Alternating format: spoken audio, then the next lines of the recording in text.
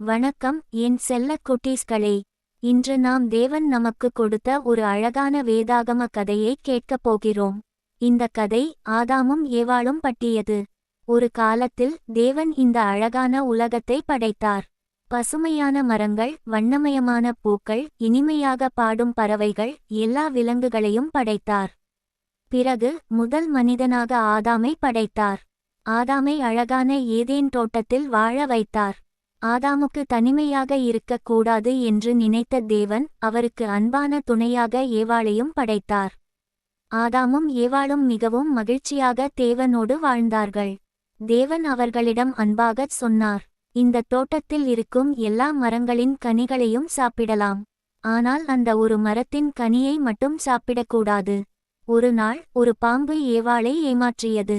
அந்த பாம்பின் பேச்சைக் கேட்ட ஏவாள் தேவன் சொன்னதை மறந்த அந்த கனியைச் சாப்பிட்டாள். பிறகு அதை ஆதாமுக்கும் கொடுத்தாள். ஆதாமும் அதைச் சாப்பிட்டார். அவர்கள் தேவனுடைய வார்த்தைக்கு கீழ்ப்படியவில்லை. அதனால் அவர்கள் ஏதேன் தோட்டத்தை விட்டு வெளியேற வேண்டியதாகியது. ஆனால் குழந்தைகளே, தேவன் அவர்களை நேசிப்பதை ஒருபோதும் நிறுத்தவில்லை.